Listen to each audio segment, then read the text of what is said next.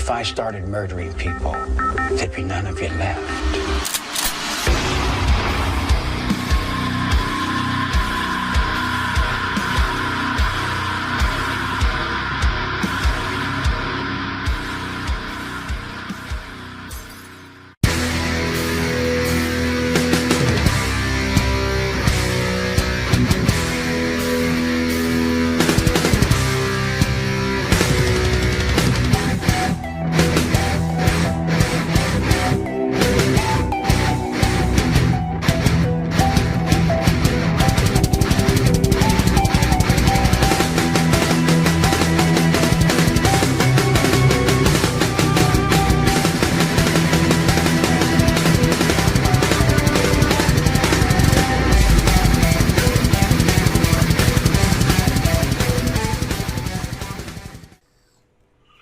I'm going to be going to bed soon, ladies and gentlemen, but I figured I'd give you a little bit of a review of the video that is over on Vimeo. So kind of work with me a little bit. I'm very tired. I've had a lot of people asking me, so what was it like being on the DP show? How did they behave towards you? These are from the people who haven't actually got to see it yet. I did notice that there's a lot of people out there that are pissed off because apparently they put a $6 price tag on the video and it's only a rental. You don't get to own it. I have no idea why they chose to do it like that. Personally, if it was up to me, I would have released it for absolutely free.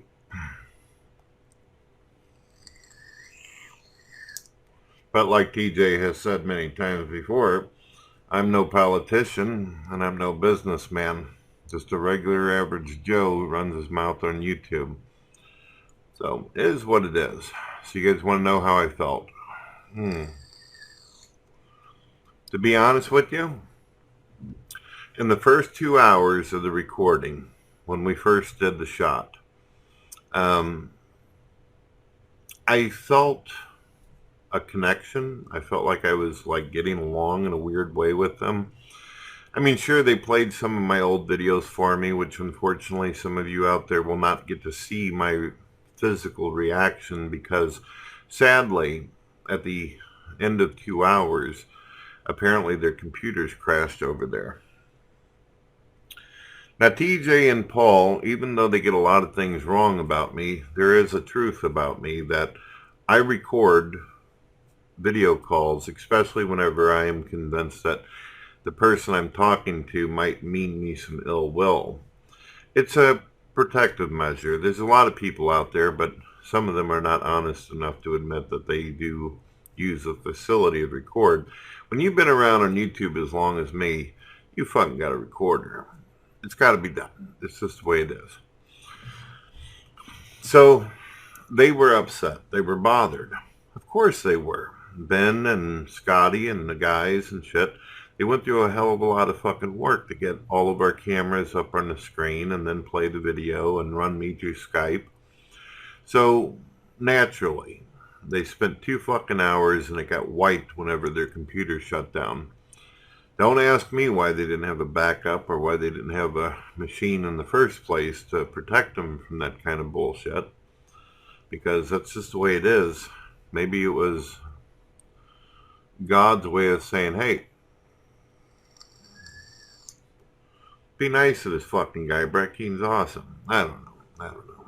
I'm just being silly. So the video crashed and I had been recording and I had the file saved. But I only had the audio end of it. And unfortunately on their end there was a tiny bit of echo there because I wasn't wearing headphones.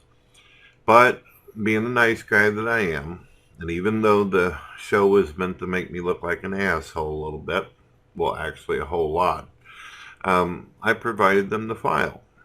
But TJ was actually gracious enough to actually pay me a little bit extra. Now, I do want to point this out before I continue to go through this review.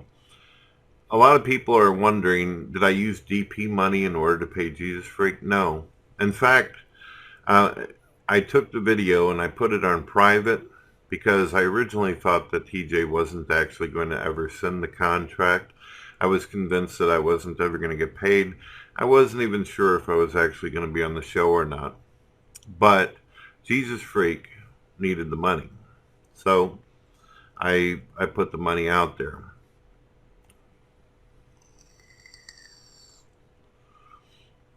And then, strangely enough, 2 hours later, TJ gets a hold of me. He says, let's do it. Now, TJ, what I got from the first 2 hours was TJ was doing this kind of good cop and Paul's ego was doing bad cop. And I think the reason why they did that is because I don't think TJ wanted me to think that I was just completely getting bashed because he wanted me to be on the show. I don't think he did it because he was trying to be nice or do me a fucking favor. I think that he was concerned that I might just up and leave the fucking show if it was just four guys nailing me the whole time. Surprisingly, Scotty was actually very quiet. I don't know if some of you will notice that, but he was quiet through a lot of it. And Ben was actually pretty gracious as well. It was really Paul that was giving me shit for the first couple hours. Just, so what the hell were you thinking during this? Well, what about this? Or he got upset with me about Happy Cabby, and I think the reason why Paul's ego got upset with me about Happy Cabby is because he's got this big thing going on in his head where he feels like I backstab people. I never backstabbed Happy Cabby. Happy Cabby actually did a whole lot of fucking horrendous things to me behind the scenes as well as on video. But the only video you would have got to see if the video hadn't crashed on them on their side was Happy Cabby crying. Happy Cabby was upset, and I believe that he sincerely wanted to work shit out with me, but I'd gotten jacked and fucked over so many times by the guy, I just didn't want to be involved with that anymore. Also, if you watch the video before this one, you're going to get to see that Happy Cabby did a lot of crazy ass things, and the atheist community ended up exposing him. Literally, it would have been fucking poison for me to continue to hang out with Happy Cabby.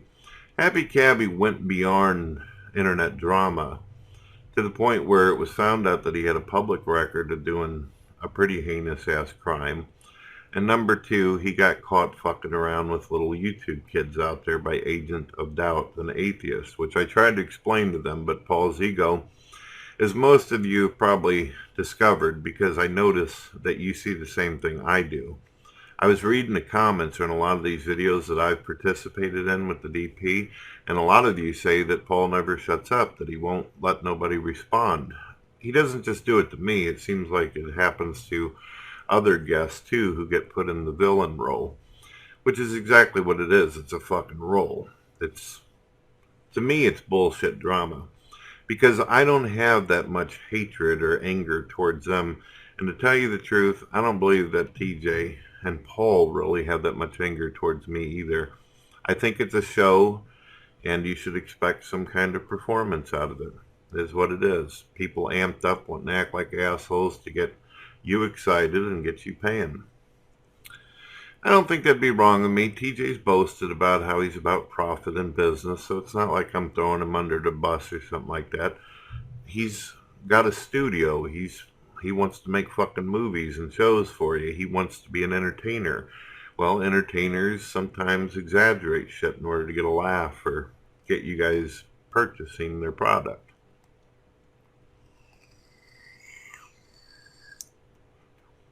The last hour and a half, however long it was a mess.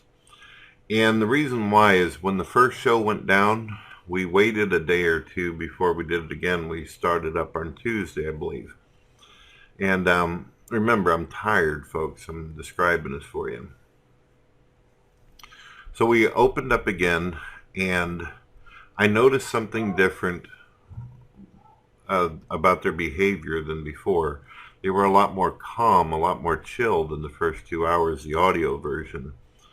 The second part, though, I perceived that they were high. I mean, high off the fucking balls. Balls to the wall fucking high. And there was a bit more fury and rage and anger in the last hour. And I don't know if they got themselves pumped up because they wanted to go out with a fucking bang and do the whole Let's slam them as hard as we can because it's the last hour of the show or whatever. But it got rougher and I got more just kind of chilled. I kind of just calmed down and listened to them, and I realized that they were so fucking riled up that I really couldn't get a word in edgewise. Hey, baby. Oh, thank you. No, it's not mac and cheese. It's a filet. Oh, yes. Oh, there is a surprise guest appearance by my wife, which wasn't expected on their end, and it wasn't even expected on my end. I was sitting here doing this, and my wife, being the wonderful lady that she is, the goddess of the household, and yes, she does wear the pants in the house if people want to know. And I don't mind that. I think that in any good marriage, you ought to always remember that the woman is superior. Superior not only of the household, but superior to the species altogether. And that's why our marriage works, and I've been married for 20 years. If some guy ever gets the weird idea that he's the master and that the woman is somehow lower in some kind of way, then that marriage, I suppose, will not last too long.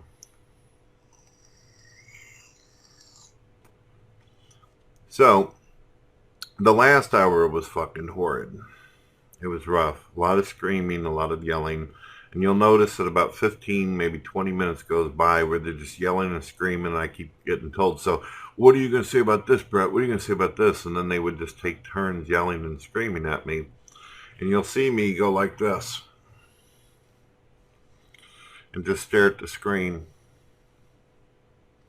I was actually very sad. Some people actually mentioned in comments, they said, Brett, you look like you were going to come to tears. I was sad, I'll admit.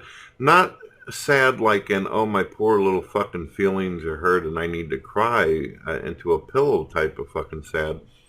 I was sad because there were some messages going back and forth between me and TJ.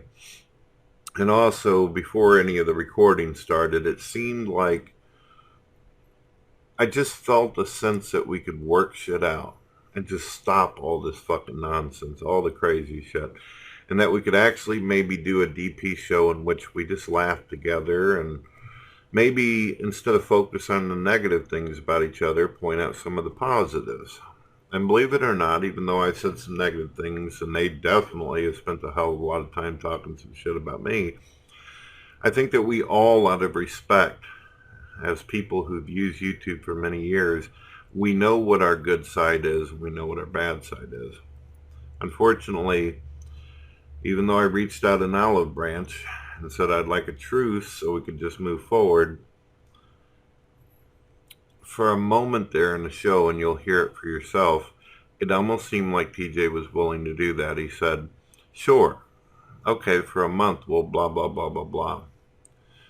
But Paul, he instigated that the drama continue.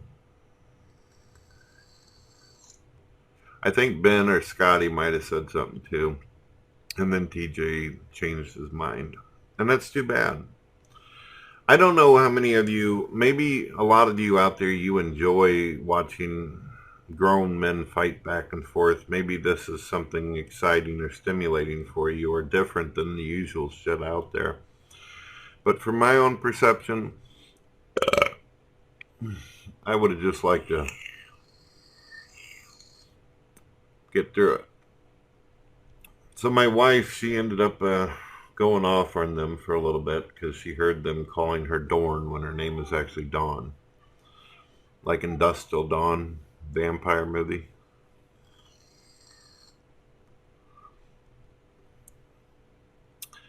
My wife could tell you all too, the first part of the show, I actually went outside on my deck and I did my little vapor thing and I talked to her and I said, honey, I think that we can actually work shit out. I think that we can actually go back to healing and actually work with each other, actually be friendly. Not work with each other like Fifth Drunken Peasant or be on the show all the time or that kind of shit. I'm talking about just find a mutual common ground and just get off each other's ass. I was actually quite happy about that. And my wife was actually chipper. until she walked in on the second part of the show and things were going to fucking hell.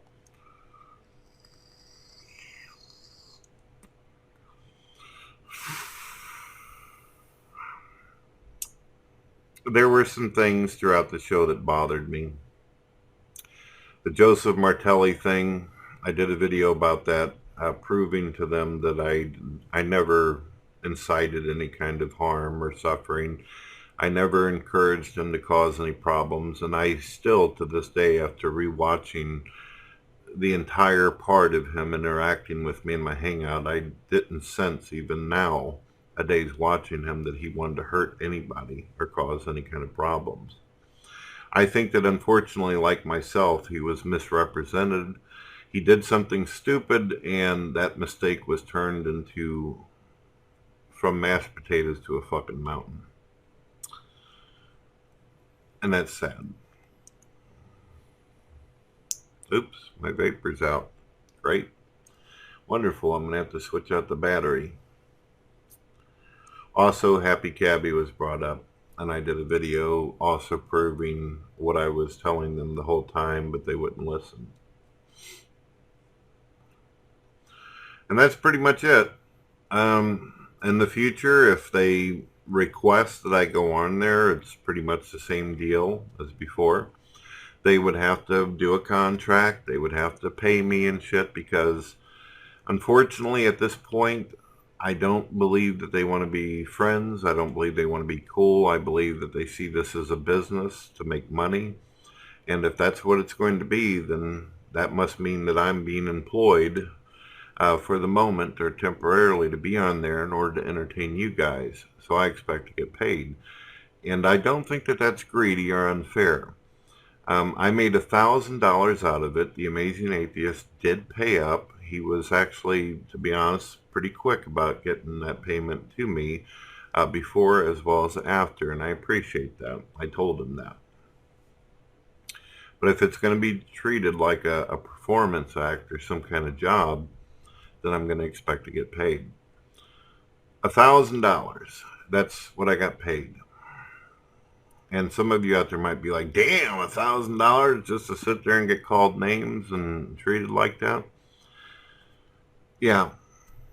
But they're going to end up making probably over $100,000 on that shit. Just multiply $6 times 500,000 people who may watch that shit. And that's pretty much how much they're going to make. So I'm getting very fucking little. I'm just saying. Just saying. So, that is that. That is how it went down. If anybody out there has any questions for me, fine. And I'm going to tell the DP fans out there who interact with me in my live hangouts, my live shows are free. People can come in and hang out with me. But I have to ask you respectfully, and I'm not trying to offend you or hurt you, please don't ask me to get a hold of TJ or Paul and try to get you on the show. A lot of you out there, you've contacted me and asked me, can you talk to them? Can you do this? Can you do that? I'm not the boss of that shit. And they don't like me enough to have me in that position to even suggest that. That's like saying to Al Capone, hey, can you tell the courts to give me good word? It's silly to ask me to sit there and try to do that for you. Even some of my friends out there, they wanted to be on the DP so they could get some fucking views and shit. I can't just get you on the show. I'm not the one running the shit. Paul's ego says he's not the one running the shit either. He doesn't have any fucking place to say anything like that. I think it's Scotty or TJ is the ones you got to actually talk to. I'm not exactly sure where Ben is on the pecking order. But here's the deal, guys. You want to be on the show? I would suggest instead of coming to me, go over to fucking Twitter. And the Twitter is Amazing Atheist. And then there's @PaulsEgo. And say, hey, guys, I'd like to do this. I'd like to do that, blah, blah, blah. It's kind of weird asking Brett Keane, the Manatee, as they'd put it, to help out your situation, individual. All right, so God bless. That was my review. That's how I perceived it all. Have a good day. Oh, one other thing. Some of you out there have asked me to pass you the file of the show. No. That was their production. That was their show. I just simply responded when they called me on Skype. So I'm not giving any files out for free. If you want the show, then you got to get it through them. However they want to do it, whether they make you pay or decide to release it for free one day, that's not my fucking business. All right. God bless. My name is Dawn Keane. Please check out our new channel, God TV Radio International Network. Also, check out our gaming channel, Games You Love. You can follow us on Google+, Twitter, and Facebook. Links are in the description. Please don't forget to subscribe, comment, and rate. Have a good day.